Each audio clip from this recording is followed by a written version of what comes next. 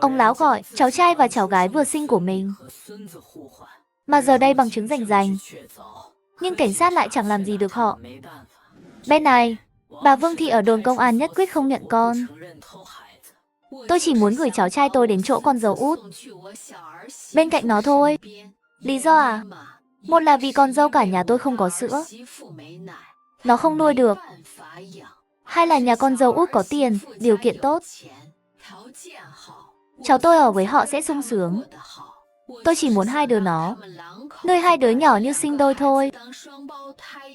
Đây là chuyện nhà tôi. Sao mà phạm pháp được? Lời này làm người ở đồn nghĩa ông ngẩn ra. Nhưng bà không thể lén lút thế được. Không lén lút thì họ chắc chắn không chịu đâu. Sao nổi, bà còn lý lẽ à? Sao tôi không có lý? Tôi nghĩ là cứ giao đứa nhỏ cho họ nuôi trước. Nuôi một thời gian rồi nói sự thật. Nuôi lâu thành quen.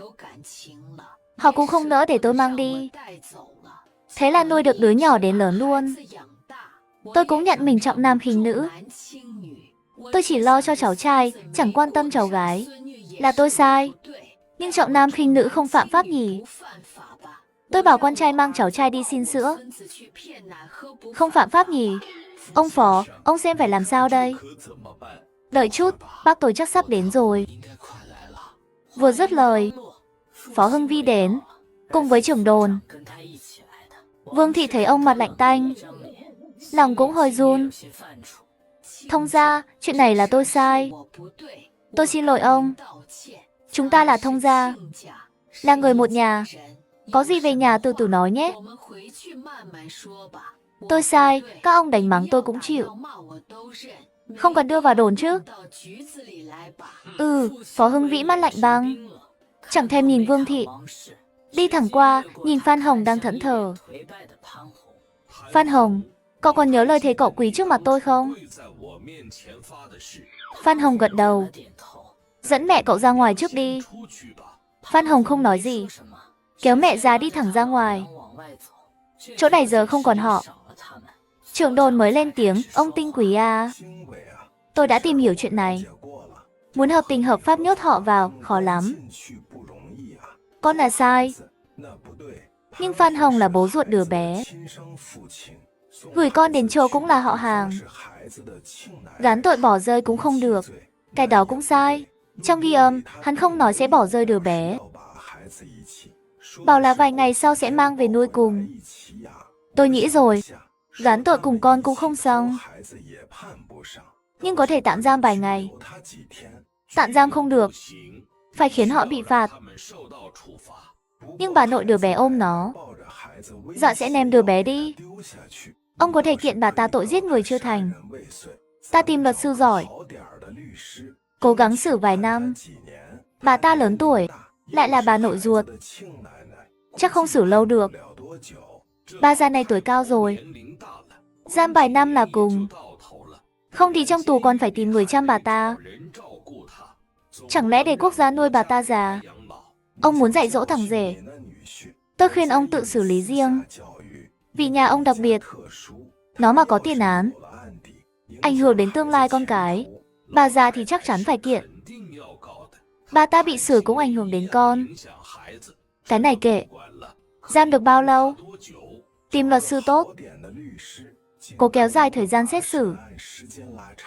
Cho bà ta ở trại tạm giam một thời gian. Trường hợp này tạm giam tối đa 2 tháng thôi. Đúng vậy, đâu phải tội hình sự nghiêm trọng. Ở đây tối đa giam 2 tháng. Nhưng nếu ông thật sự muốn dạy dỗ họ. Phó Hưng Vĩ giơ tay ngăn ông ta nói tiếp. Thủ đoạn bẩn thỉu ông không muốn dùng. Có thứ không thể đụng, nhất định không được đụng. Vậy được, tôi kiện họ con trước. Kiện riêng Vương Mai tội giết người chưa thành. 2 tháng sau tính tiếp. Kim nhìn họ bước ra. Mẹ con Vương Thị vội chạy đến xin xỏ. Chuyện nhà chúng tôi. Nhưng hai viên cảnh sát thẳng tay còng họ lại. Ban đầu họ còn chẳng sợ, đến khi còng tay kẹp vào, Vương Thị mới tái mặt. Nay là sao? Đưa đi. Tôi phạm tội gì? Sao các người còng tôi? thả ra, đưa đi nhanh. Vậy là hai người được tặng một phòng giam nhỏ. Phó Hưng Vĩ về kể lại cho Phó Nhạc Nghi.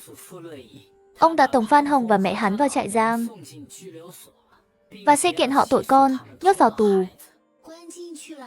Ban đầu bố muốn để con tự giải quyết.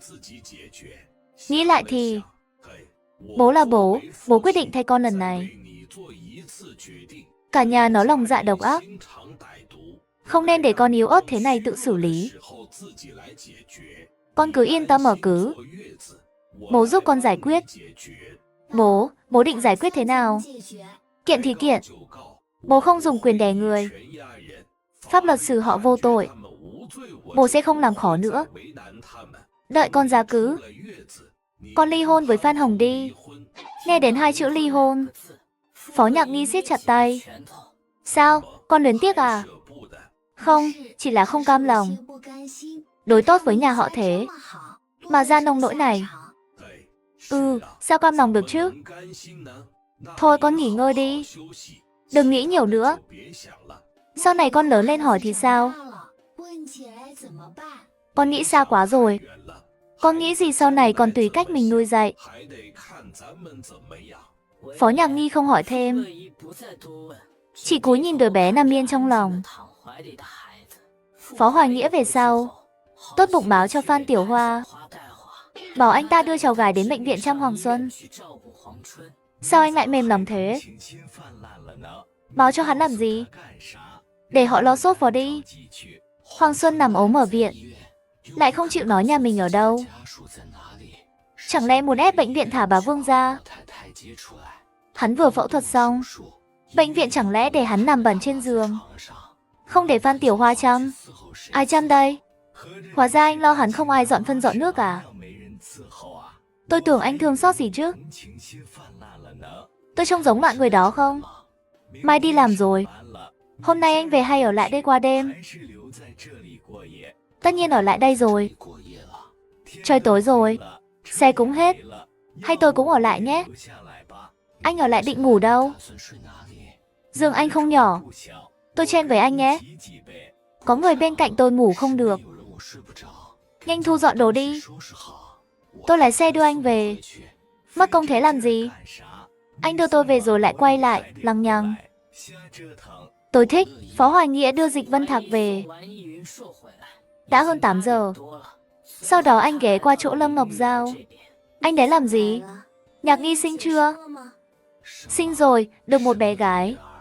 Bị Phan Hồng đuổi mất. Hả? Giao đổ lại chưa? Người cũng bị tống vào đồn rồi. Anh kể sơ cho Lâm Ngọc Giao nghe. Lâm Ngọc Giao nghe mà suýt xoa. Phó Hoài Nghĩa thấy bàn đầy bản thảo chảy nửa mặt bàn. Mở đầu viết xong chưa? Toàn bản nháp thôi. Mở đầu hơi khó. Viết được mở đầu là xuôi ngay. Phó Hoài Nghĩa ở lại chỗ cô đến 9 giờ mới về. Cho dù hôm nay không có bản thảo nào cần anh ấy chép lại, chỉ cần anh ấy ngồi yên đó, nhìn anh ấy tôi cũng đủ thấy vui vẻ lắm rồi.